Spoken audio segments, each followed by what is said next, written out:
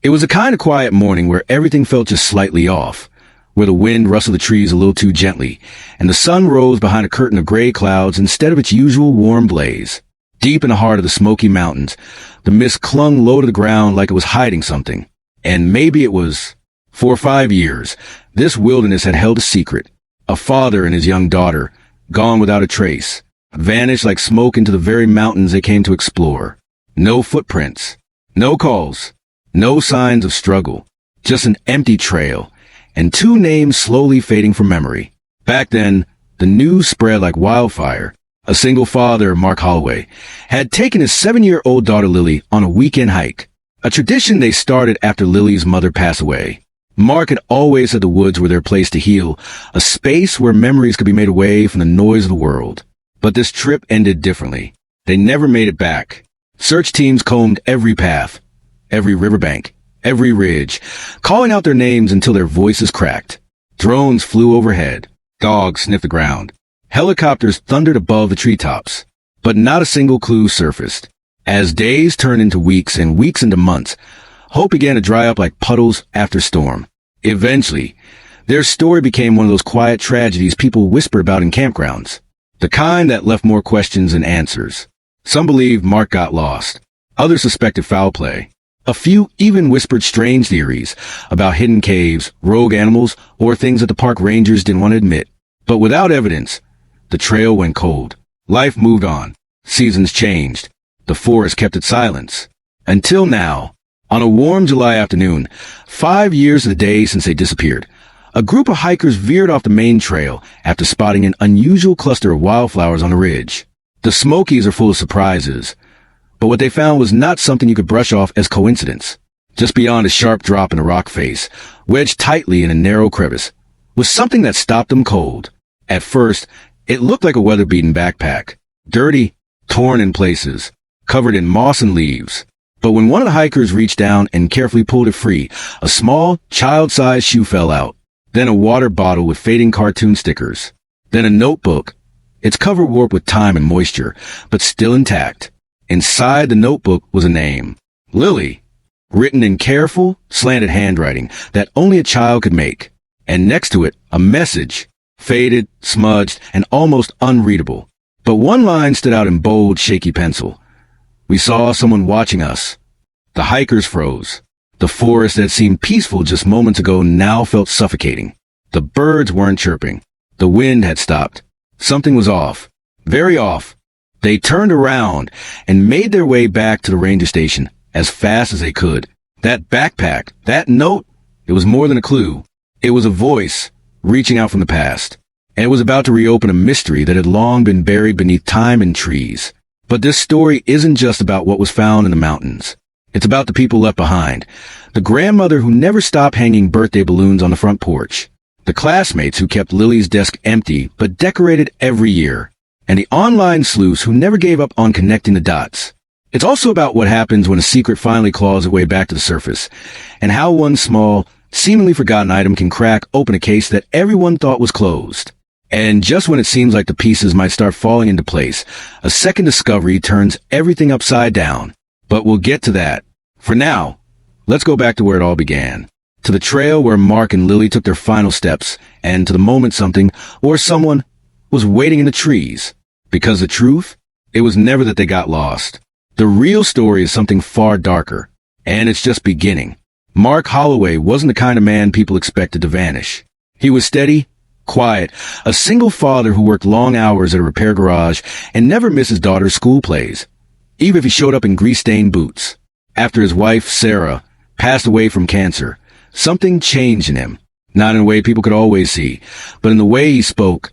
Softer, more careful. He smiled less but held Lily closer. She became his world, and the two of them leaned into each other like branches in a storm. Every year since Sarah died, Mark took Lily to the Smoky Mountains during summer break. It was their ritual. Just the two of them. Mark always said the forest had a way of clearing his head, and Lily, well, she just loved the adventure. She'd pack her little blue backpack a week early, with gummy bears, coloring books, and a flashlight she thought could scare off anything. Mark would let her lead the way, pretending to be lost until she laughed and pointed out the right path. Locals would often see them at the general store in Gatlinburg. him buying trail mix and a map, her begging for marshmallows and a stuffed bear. Their last trip seemed no different. It was early July. The weather was warm, the skies clear. They checked into a small log cabin near the edge of the park, just a few miles from the trailhead of Clingman's Dome. Security footage later showed them walking out of the lodge early the next morning, Mark carrying their packs, Lily skipping beside him with her pigtails swinging. That was the last time anyone saw them. The search effort that followed was massive. Dozens of rangers, volunteers, and K-9 units were deployed. The terrain was unforgiving. Steep cliffs, dense woods, sudden drops. But Mark was an experienced hiker. He'd taken Lily on tougher trails before. The idea that he simply got lost never sat right with the people who knew him best. He was too cautious, too protective. Then came the stranger details. One ranger reported finding odd footprints veering off the trail near a narrow ravine. Smaller prints, like a child's, mixed with deeper impressions that didn't match Mark's boot size. A volunteer claimed they heard a faint child's voice in the trees, but when they called back, there was no answer. And then there was a man who came forward 2 weeks later, swearing he saw someone moving to the woods at dusk. Tall, wearing dark clothes, watching the search teams from a distance. But his description was vague, and by the time authorities checked the area, no one was there. The case slowly fell apart. The national attention faded. People moved on, but a few didn't. Mark's sister, Rachel, kept a journal of every call, every article, every rumor. She refused to let go. She'd drive out to the Smokies every year on the anniversary, leaving a small wooden cross near the trailhead with their names carved in it. And every time, she'd notice the same thing. Birds going silent near that bend in the trail, like the forest itself was holding its breath. Then came that discovery, 5 years later. The backpack, the shoe, the notebook. Park officials were quick to seal off the area. Forensics teams were brought in. The notebook was treated like a sacred artifact, carefully dried and examined under light. Most of the writing was lost to time and moisture, but that single line, "We saw someone watching us," cut through everything. Handwriting experts confirmed it was Lily's. And suddenly, the case wasn't cold anymore. Media outlets picked up the story again, flooding the internet with headlines. Missing father and daughter case reopened. Backpack found deep in Smokies. Was someone following them? Theories reignited, some logical, others not. People wondered, had Mark been targeted? Was there someone living in the forest, hidden from view? Had Lily survived for a while after the disappearance? But one detail stood out most.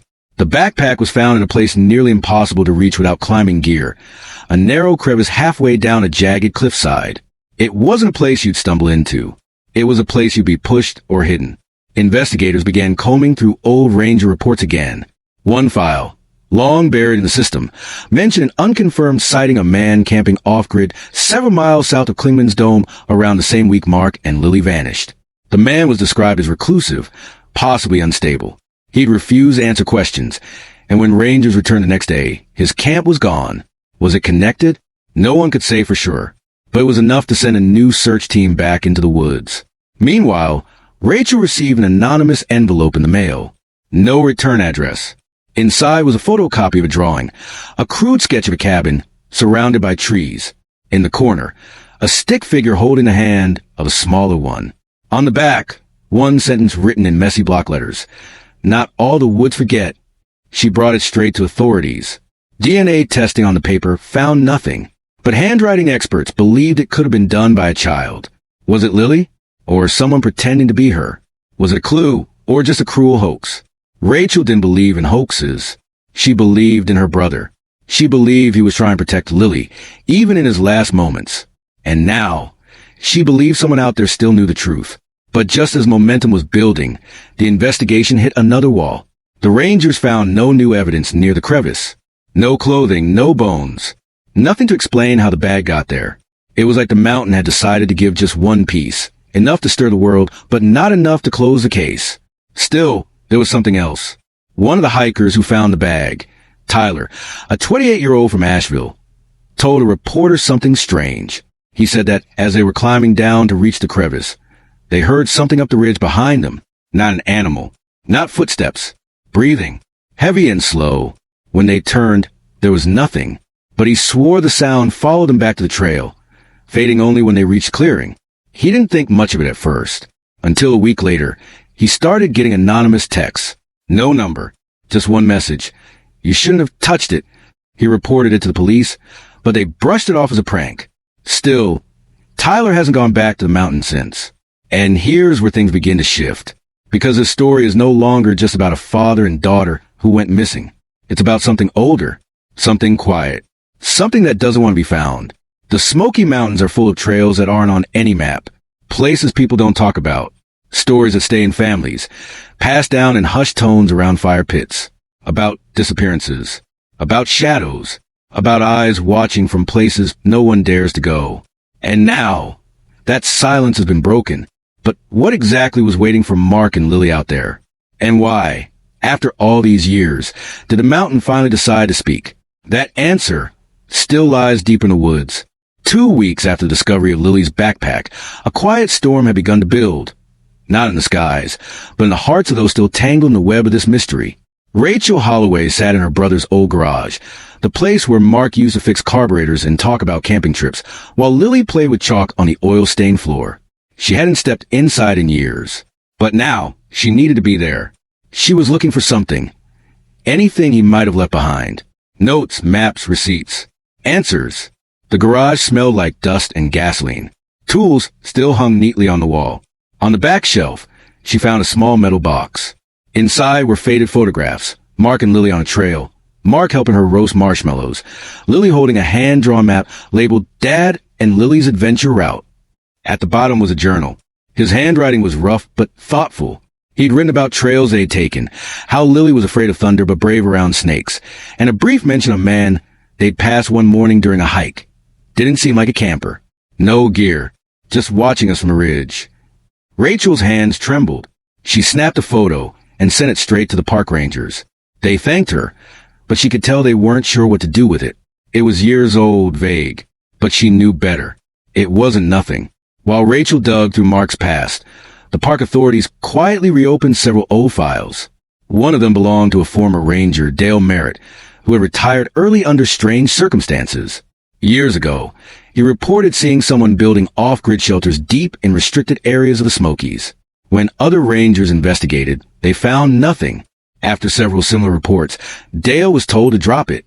He didn't. He kept pushing. Then one night, his truck was found at the edge of a cliff. Doors open. Engine running. Dale wasn't in it. He turned up the next day, dazed, half-naked, with a broken wrist. He refused to talk about what happened and left the service soon after. The incident was quietly filed away as disorientation due to heat and stress. But now, with the Holloway case reopened, his name came back into focus. A young investigator named Mia Chun tracked him down in a town 2 hours outside the park. Dale was older, slower, but he hadn't forgotten. He didn't want to speak at first, but when Mia showed him the photo of Lily's drawing, the stick figure holding the child's hand, his face went pale. "I've seen that place," he whispered. "What place?" Mia asked. "That cabin, deep past Devil's Hollow.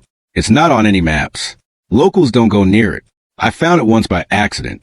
Someone had built it with logs, stone, and wire, but it felt wrong, like it wasn't meant to be seen." "Did you ever go inside?" she asked. He shook his head. "Didn't need to.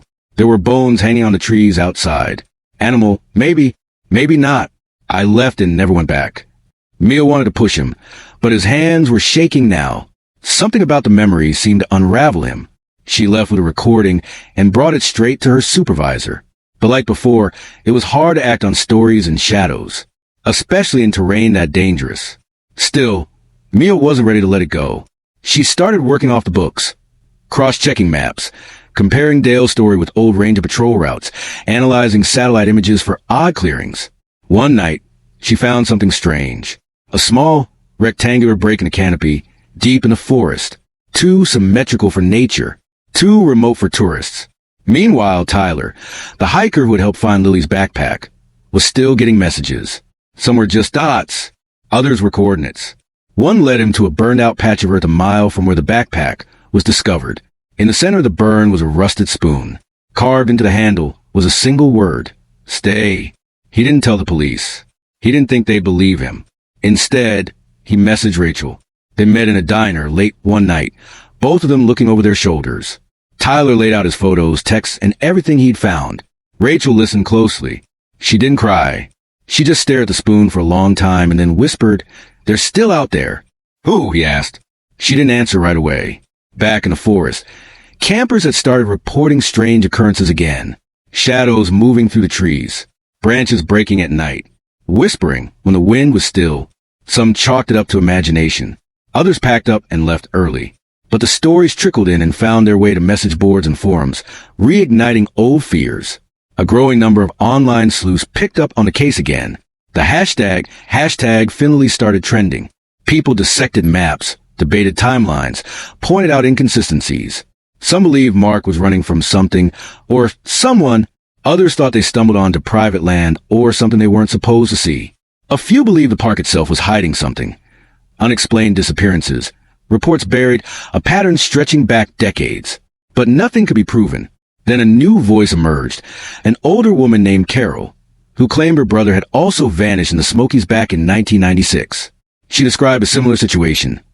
A solo hike, sudden disappearance, no trace. But here's where it got chilling. 2 years later, she found a carved wooden figurine on her porch. It was a child holding hands with a tall figure. On the bottom, the name Lily was scratched in. This was nearly 20 years before Lily was even born. Most people dismissed her, said she was confused or lying. But a small group began connecting her story to others. Stories of hikers going missing in the same part of the forest, always under strange conditions, always without answers. It wasn't just one family. It was a pattern. And slowly, the idea began to form. This wasn't about one girl or one father. This was something older. Something buried in the forest, in the dirt, in the silence between the trees. Rachel now had a wall in her basement covered in maps, photos, pins, string. Everything you'd expect from someone searching for truth. But she wasn't losing her mind. She was closer than anyone else to understanding what might have really happened. She believed Lily had survived, at least for a time. Maybe she was still alive. Maybe she'd been taken in by someone or something that didn't want her to be found. But why? And why return the backpack now? Why leave the drawing? Was it a warning? A message? A mistake? The deeper Rachel looked, the more she realized the real conflict wasn't just finding Lily. It was facing whatever had kept her hidden all these years. Something human, maybe. Something else, maybe not. But time was running out. Something had changed in the forest. The silence wasn't passive anymore. It felt watchful. The trail didn't feel forgotten. It felt waiting. And as Rachel stood at the edge of that same ridge where Mark and Lily were last seen, she couldn't shake the feeling that someone, somewhere, was watching her now. Still, she kept walking. Because the only way to find the truth was to step off the path and into whatever way to beyond. The forest was darker than Rachel remembered. Even in daylight, the shadows clung to the branches like they didn't want to let go. The trees stood tall and still, watching. There was no wind, no bird song, just the soft crunch of leaves under her boots and the distant rush of a river far below. She held the worn map Lily had drawn, tracing its crude lines with her fingers. She wasn't following a trail anymore. She was following instinct and whatever this place wanted her to find. Tyler had offered to come with her.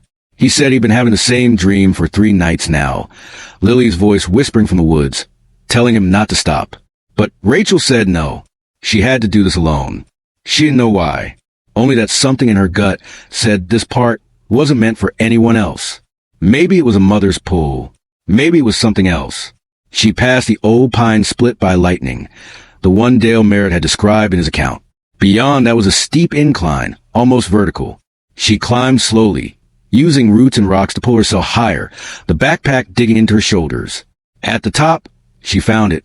A clearing. Perfectly shaped, like something had carved it out of the trees. The air felt colder here, heavy. In the center was a circle of stones, and inside it, nothing. Just grass and dust. But Rachel knew what this was. She took out her phone and compared the satellite photo Mia had sent her. It matched. Same shape. Same eerie stillness. But where was the cabin? She turned slowly, scanning the tree line. That's when she saw it. Half hidden by brush and shadow, just beyond the circle, stood a small log structure. Old. Weathered. The roof sagged, covered in moss. The door was slightly ajar. No windows. Just a single step leading up to a porch of rotting boards. Her heart pounded in her ears as she moved toward it, hands shaking. She reached the door and pushed gently. It creaked open. Inside, it was dark and silent. Dust floated in beams of faint light that slipped through the gaps in the wood. A broken chair, an old mattress, rusted tools hanging on the wall, and in the far corner, a child's shoe, blue with faded stars. Rachel fell to her knees, choking back a sob. It was Lily's, the same kind she'd worn on their last trip. She reached for it, but as her fingers touched the floor, she felt something cold beneath the dust. A chain, thin, broken. She followed it with her hand and found a rusted latch bolted to the wall. It had once been locked to something. Suddenly, a noise outside. Footsteps. She froze. They were slow, careful, crunching leaves just beyond the porch. She rose quietly, her back pressed to the wall. Her heart was racing. Someone was out there. She held her breath and waited. The steps stopped. A shadow moved past the doorway. Tall, still, then silence. She waited what felt like forever before creeping to the door. She peeked out. Nothing. The clearing was empty, but something had changed. A small wooden figure now sat on the edge of the porch. It hadn't been there before. It was carved crudely, like the one Carol had described. A tall figure holding the hand of a child. On the bottom, scratched deep, "Why did you leave?" Rachel stumbled back, eyes wide. The figure clattered to the floor. A wave of nausea hit her, and she gripped the railing to stay standing. Back in town, Mia had been tracking Rachel's GPS, but the signal had gone dead an hour earlier. She tried calling, texting. Nothing. Worried, she went straight to the ranger station. Most of the staff dismissed her concern, said Rachel probably just lost signal, but one ranger, Eli Monroe, didn't. He'd been there the day Mark and Lily disappeared. He remembered Rachel. He remembered her fight. Eli agreed to go out with Mia at first light, but that night, he stayed up reading Rachel's notes, especially the part about the unknown man spotted on the ridge. And something clicked. He went digging through an old personnel file, something most people had forgotten. A former maintenance worker, never officially hired, who had stayed at one of the back cabins without permission. A man who had been reported multiple times for staring at guests, wandering trails at night, but who vanished before anyone could confront him. His name had never been confirmed. Just a nickname, Tommy. Mia cross-checked old maps. One cabin had been removed from records years ago, deep in a part of the park that had since been closed off due to landslide risk. But there were no landslides, no reports. It was just a race. That's where Rachel had gone. In the woods, Rachel stepped back into the cabin, clutching the wooden figure. A sound, like a whisper, moved through the rafters. Her flashlight flickered. The air grew colder. She turned and saw writing carved into the inside of the door. "We never left." Her breath caught. The boards creaked behind her. Slowly she turned. And there, in the back of the cabin, behind what looked like a false wall, something shifted. A hand. Small. Pale. Then it was gone. Rachel rushed forward, heart in her throat. She pushed at the wall. It gave way slightly, revealing a narrow passage behind it. She dropped to her knees, calling softly, "Lily?" Silence. Then the faintest echo of a child's voice. "Mommy?" She gasped. "Lily, baby, I'm here." But as she reached into the dark, something moved behind her. The floor groaned, and before she could turn, everything went black. Miles away, as dawn began to break, Mia and Eli geared up to head into the forest. They had no idea what they'd find, but something told Mia this time was different. This time they were close. Too close. And as they made their way past the old split pine, through the growing fog, and down into forgotten parts of Smokies, they didn't see the figure standing just behind the trees, watching, waiting. The mountain wasn't done yet. The fog hung thick between the trees, wrapping around trunks like smoke, blurring the path behind and ahead. Mia tightened her grip on the GPS unit, but the signal was jumping, flickering in and out as though the forest itself didn't want them to find what they were looking for. Eli moved a few steps ahead, his eyes scanning every branch and hollow with the quiet focus of someone who'd walked these woods too many times. They were a few miles from where Rachel's last ping had come through, and every minute that passed without word made the air feel heavier. They pushed deeper into a forgotten part of the forest, past rotting signposts, rusted trail markers, and old ranger tape that had long faded into the trees. No other hikers ever came this far. There were no campsites, no rest stops, just silence. And something else, an unshakable feeling that they weren't alone. Back near the hidden cabin, Rachel blinked slowly, her body curled in the dirt, head throbbing. The world swayed slightly as she tried to sit up, The flashlight was gone. Her bag too. But she wasn't alone. She heard breathing. Not heavy. Soft. Careful. Then a small hand touched her arm. "Mommy?" The voice whispered again, but this time clearer. Rachel turned and saw her. Lily. Older, thinner. Her face dirty. Hair tangled. Eyes wide and scared. She was barefoot, wearing an old, oversized shirt that looked like it had once belonged to Mark. Rachel reached out with trembling hands and pulled her close, the tears spilling before she could even speak. But Lily didn't cry. She just whispered, "We have to go before he comes back." Rachel froze. "Who?" "The man," Lily said. "He said we couldn't leave, but he's gone right now. He always leaves before the sun comes up." Rachel stood slowly, holding Lily's hand. "Is your dad here?" "Mark." Lily's eyes dropped to the floor. "He tried to help me, but the man didn't like that." Rachel's heart dropped. "Is he alive?" Lily didn't answer. They crept back through the cabin, Rachel keeping Lily close, checking every shadow. When they stepped outside, the fog had lifted just enough for her to spot a narrow path cutting through the trees, hidden beneath years of overgrowth. She recognized it. It was the same trail Mark had drawn on his last journal page. But before they could move, a deep snapping sound echoed through the trees. Not a branch breaking. A step. Heavy. Deliberate. Lily gripped Rachel's hand tighter. "He's back." Rachel grabbed a rusted axe on the side of the cabin and pushed Lily behind her, scanning the woods. But nothing came. Just silence again. Then laughter. Not loud. Not joyful. Just low. Wrong. It rolled through the trees like smoke, too close and too far at the same time. Rachel didn't wait. She scooped Lily into her arms and ran. Meanwhile, Mia and Eli reached the clearing just before the sun touched the treetops. The circle of stones still sat in the grass, undisturbed. But now, something else had appeared. In the center, a small fire pit, ashes still warm. And next to it, Rachel's phone. Eli picked it up, frowning. "Battery's dead." Mia turned in a slow circle, noting broken branches and a trail of soft footprints heading east. They were here, recently. But before they could follow the path, Eli stopped. "What?" Mia asked. He bent down and picked up something half buried in the dirt, a small wooden figurine. But this one was different.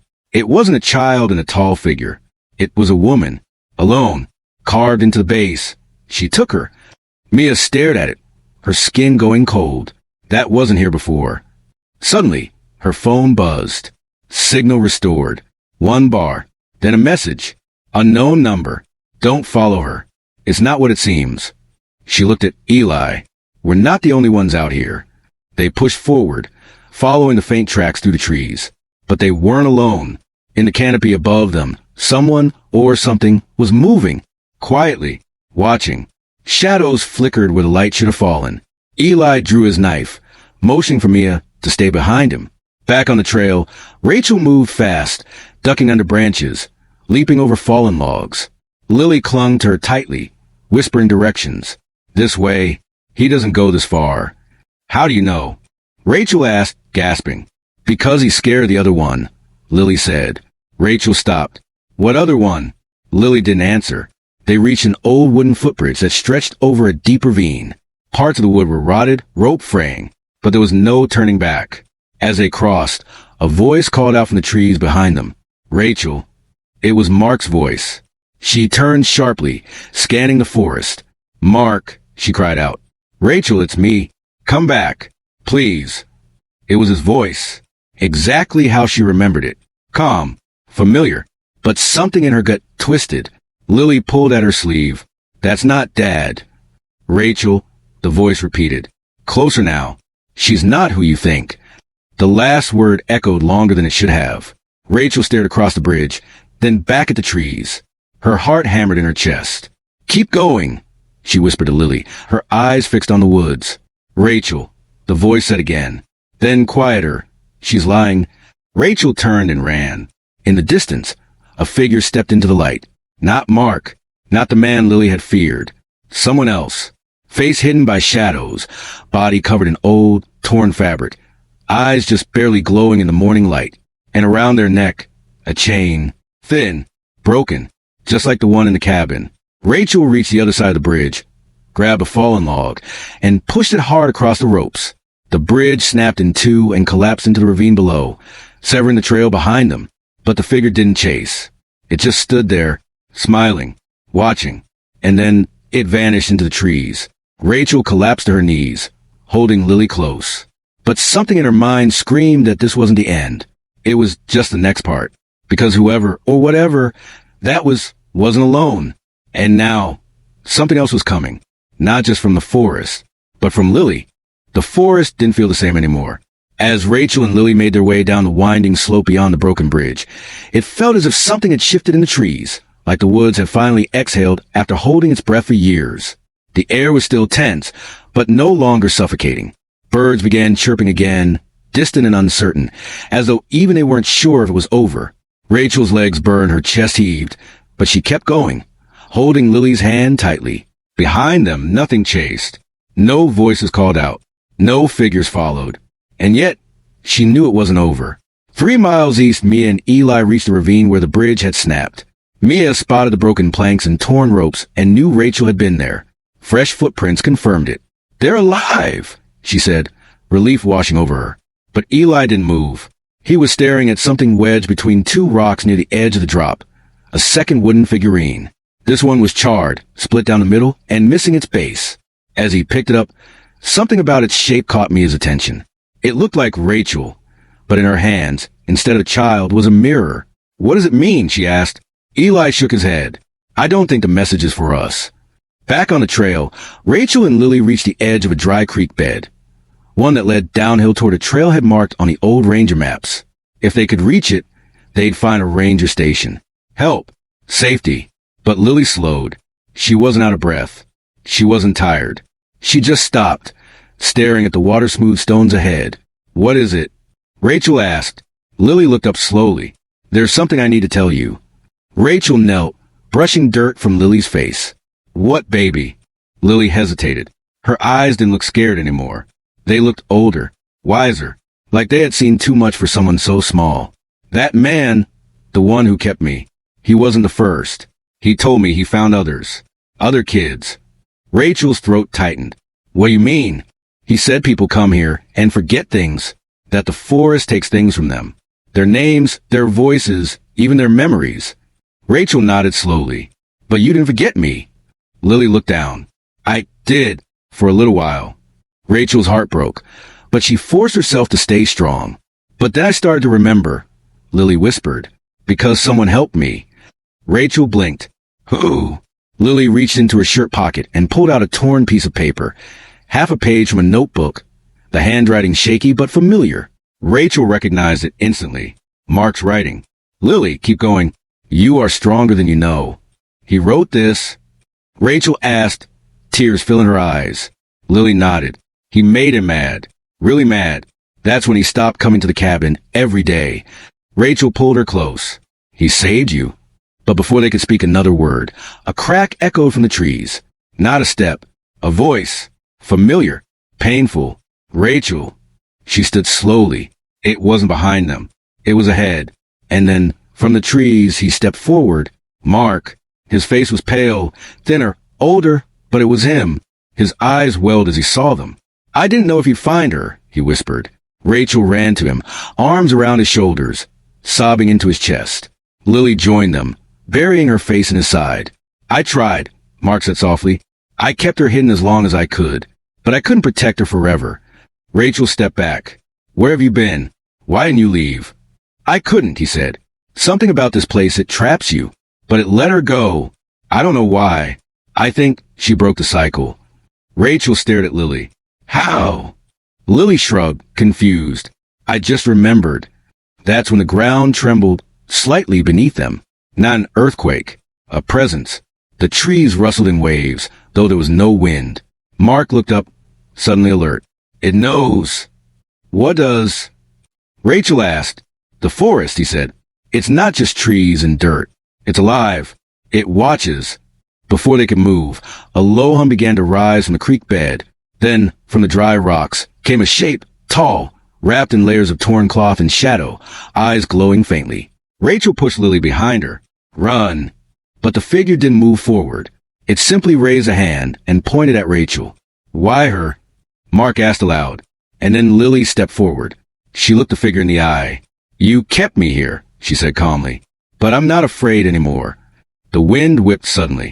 The forest roared. The trees groaned. But Lily didn't flinch. "I remembered who I was," she said. "You can't take that." The figure let out a noise, not quite a scream, not quite a growl. It dissolved into smoke, into dust, and then it was gone. The forest went still again. Mark dropped to his knees, sobbing with relief. But Rachel felt something in the pit of her stomach. This felt too easy, too final. They walked for hours, holding each other, finally reaching the ranger station as the sun dipped below the trees. Mia and Eli were already there. The reunion was raw and emotional. Questions asked, answers given in pieces, but relief spreading through every room. The headlines came fast. Missing father and daughter found after 5 years. Dark secrets of the Smokies exposed. Survivors tell chilling story.